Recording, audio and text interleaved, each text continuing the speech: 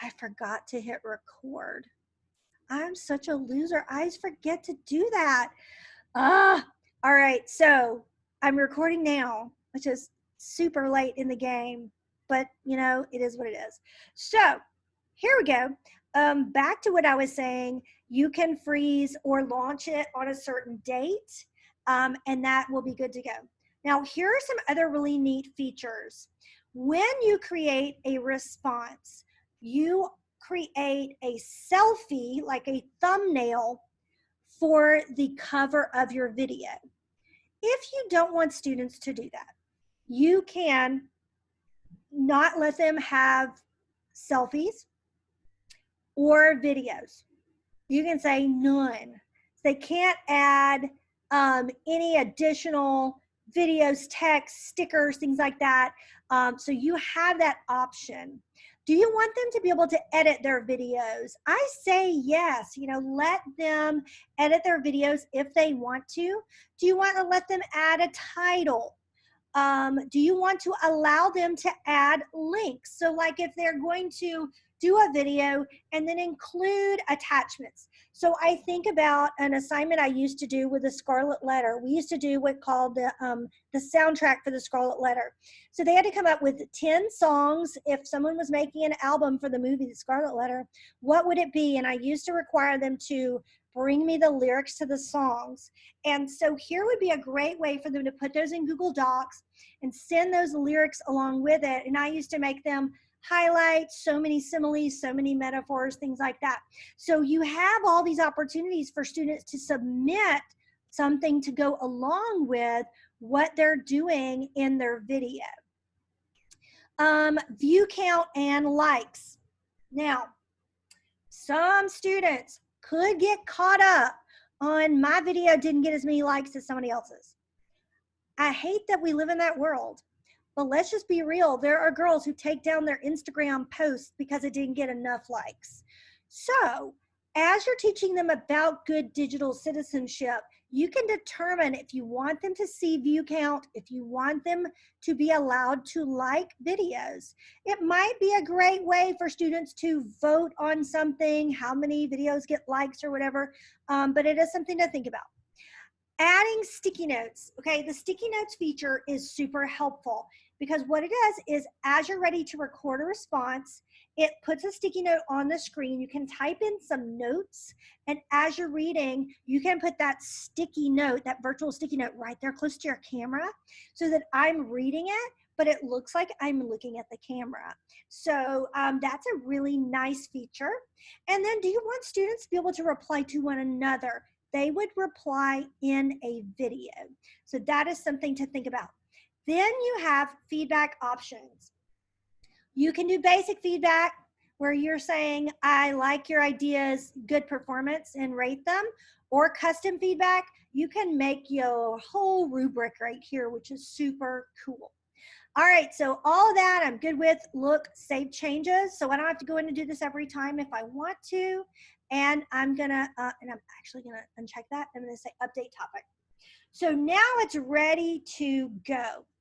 So here is what it looks like if a student records a response.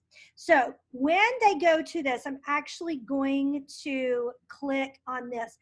This is what the student's view would be, and they would have to put in their ID. And that was Brady's ID, which was BC1234. And here is my topic. Tell us something fun. So notice it went straight to the topic. This is what it looks like on the student end. Notice it says moderated so that they know once I submit it, where did it go? Well, it's gonna be there once your teacher approves it. Okay, so I am on the student end. I'm gonna click this plus sign. Now this is kind of surreal because I'm in a Zoom meeting and now I'm in a flipgrid. So this is what you see on the student end. Ignore the laundry in the back. And so it says you have 1.5 minutes to record. And so you have two options down here.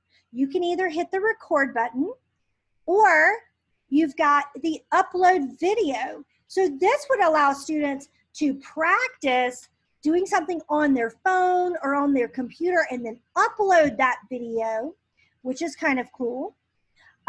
Or if I want to, I can click record and then look at the 3 dots. I can do a screen recording. So this is where a student can actually walk you through a process on screen recording. All right, so I'm just gonna do a basic video. Gives me a countdown. I'm so glad to be in the class. My name is Brandy, and one of my favorite things to do is to watch Netflix. And so I just hit pause. If I like what I did, and look, I've got all these other options. I can put my name up here, Brandy, okay, and I can move it around. And I've got all these other cute tools. So I'm gonna skip all the, oh wait, there's a sticker. I can add stickers. It's super fun. Here's the sticky note that I was talking about. Name and fun hobby. And I can put that right up here close to the top so that when I'm talking, I'm reading that, but it looks like I'm looking at the camera. And then I'm gonna go to next.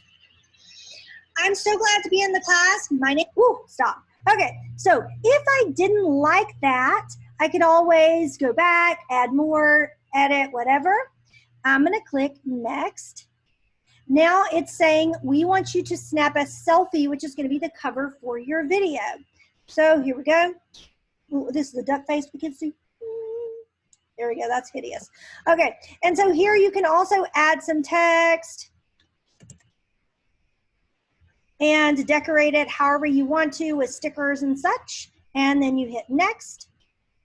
Don't close the window, gotta wait, it's gonna submit. Now, you have the option to give it a title. This is where you can put a link if you told them I also want you to put the link to a Google document there. You can do that. And so when all of that is ready, you can say submit video. Yay, good job. Okay, so look at this. The student can actually download their video or their selfie, or there's a direct link. So if they are social media savvy and they think this is cool, they could send it to their friends or whatever. So I'm gonna close out of the student end, and let's talk about what does this look like on the teacher end. All right. There is my one student response that's available to me. I can hide that one if I want to. I can activate that response. That means that student response will now be shown to his peers or her peers. Because right now, if I go to the student page, oops. If I go to the student page, it is going to show nothing because I have not approved. So I'm gonna say activate the response. From a teacher's perspective, all I gotta do is click and I can see the response. Look at what I can do. I can feature it, I can add it to a mixtape, or I can spark this video, which is kind of giving it my thumbs up. And I can grade this video right here. And I can add feedback. Only Brady will see. Great job. Okay, all of that, and then I can reply. Look how I have to reply in a video. I love that, that you like to watch Netflix. I do too. What is one of your favorite Netflix shows? I love, okay, take a selfie. And, you know, I know you're like, it can't be that easy. It can't be that simple. It really is. So now when I go here, here is Brady's response. I'm so glad to be in the class. And Brady can see Miss Caldwell's response. I love that that you like to watch Netflix. That is such a cool two-way communication with your students. There is a reason why Flipgrid has become this really vibrant company, and it's because this tool is so versatile. So as a teacher, here is the response. I can edit, add it to mixtapes. I can share this response. Look, I could send this to the parent and remind, what if I did a Mother's Day topic and said, tell us something that you love about your mother or your grandmother or something like that, and all the kids put these fabulous responses. That just like melts my heart and makes me super excited. So anyway, these are some ways that you can use like the flipgrid and the flipgrid topics. And I'm looking just briefly in the chat. Can students respond to each other's videos? When I went in and I went to those extra options when I edited the topic, one of the options is to allow them to respond or not.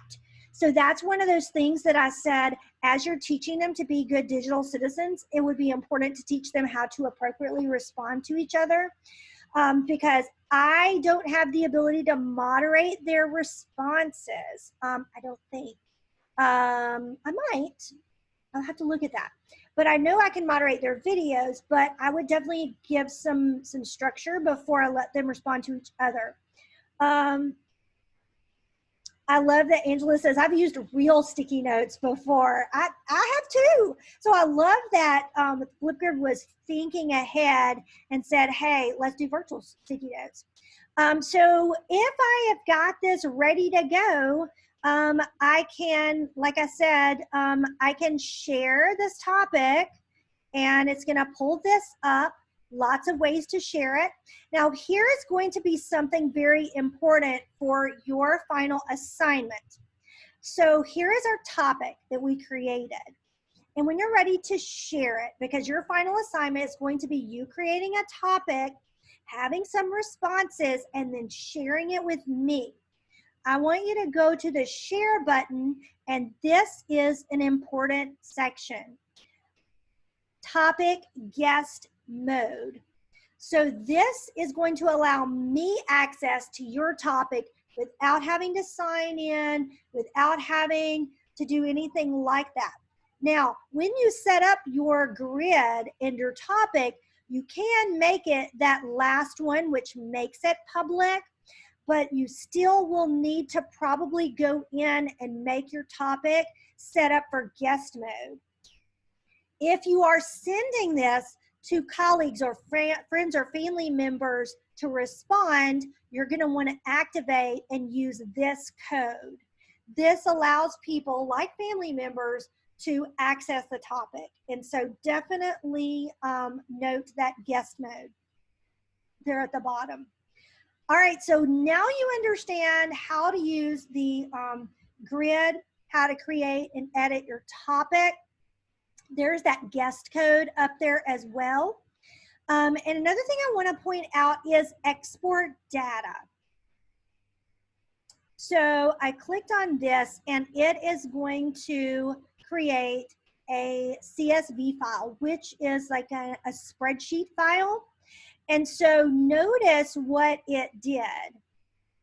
It put information for me about everyone's responses and a link to their responses. So why is this important?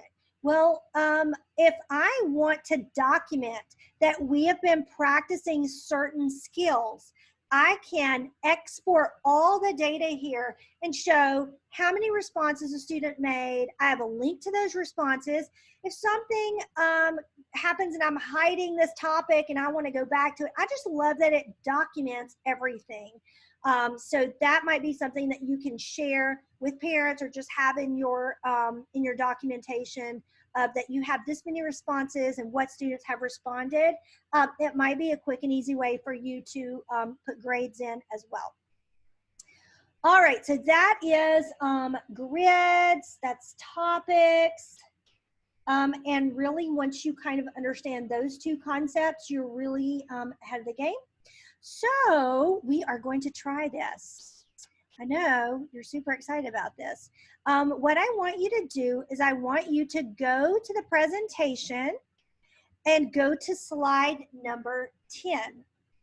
And if I did this right, hopefully you can access my grid and access this particular post. Introduce yourselves. Tell us your name, your school, what grades or subjects you teach, and a hobby you enjoy. So I'm going to give you a few minutes and let everybody have an opportunity to try this out. If you did not create a Flipgrid account, you can take the time to do that. So let me know if something happens you cannot access this link, but you will click on response and try your hand at responding.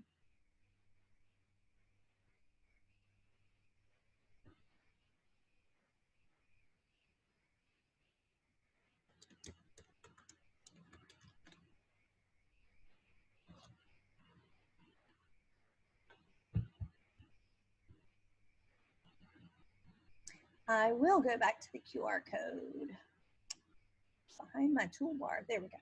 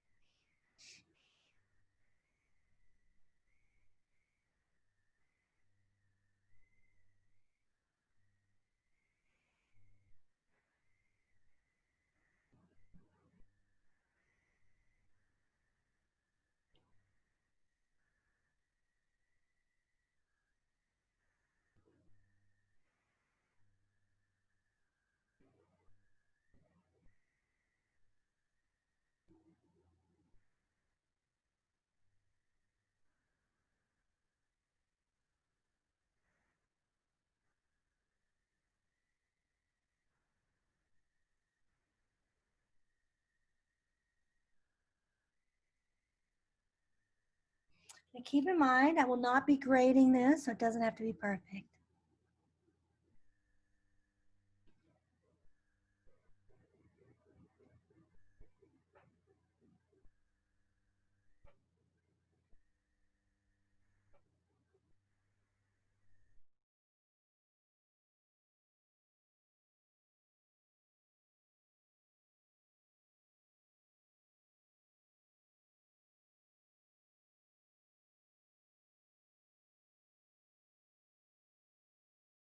Patricia brings up something I had not thought about. It says to unmute your mic. Will that mean everyone? Here's what I'm saying.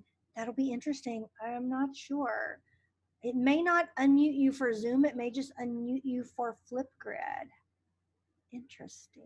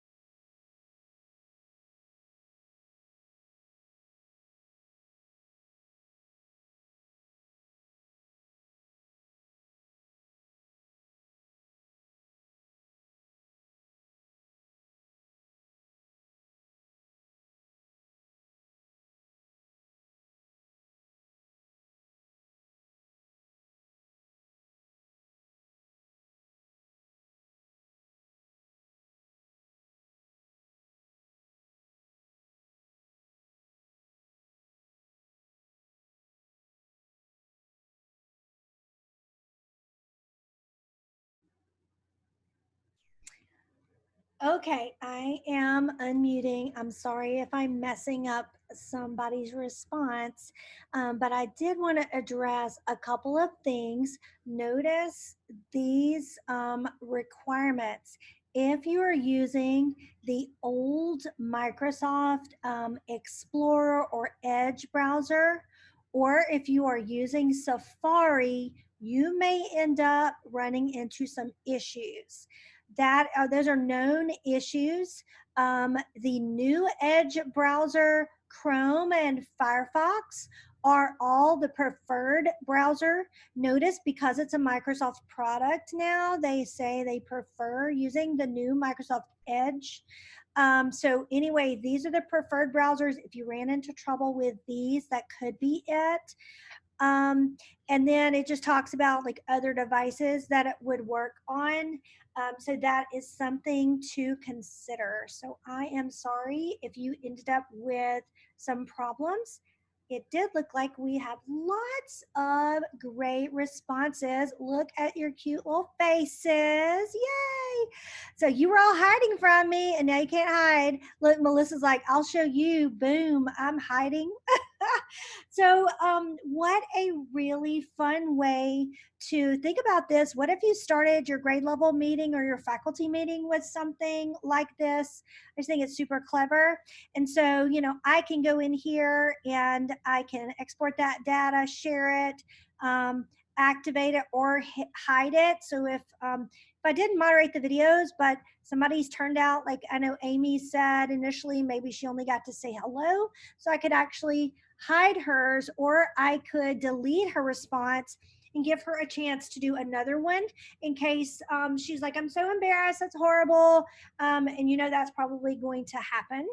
But I wanted to bring your attention to some topics and some ideas that teachers are using for flipgrid. So look at some of these great ideas. Pre-K through 8th grade, think alouds, reflections, mathematical thinking, virtual and physical field trips, compare and contrast, recorder karaoke. Oh Lord, please no. But there you go. Newscasts, science fairs. So think about all those great ideas. Look at high school book speed dating. I would be all over trying something like that in my class. World languages, commercials, public service announcements, virtual art shows. And then they go even further to university, staff, community. So all of these ideas. And then one step further, if you click where it says integration documents, these are fabulous. You know, I mentioned Journée. Here's her name right here. She is one of their education innovators. And here are tons of ideas. So I'm just going to go to the language arts 9 through 12. Look at their ideas here. They talk about the basics, using it in language arts. Then they direct you toward some ideas specific to the kinds of things you would find in your standards, and then talks about the ISTE standards that are addressed within those topics. So if you're looking for a way to connect this to your lesson plans, they have done some of the heavy lifting for you. And then they even have what they call their innovation station. And it takes you through getting started, remote learning with Flipgrid, additional resources that they have put together.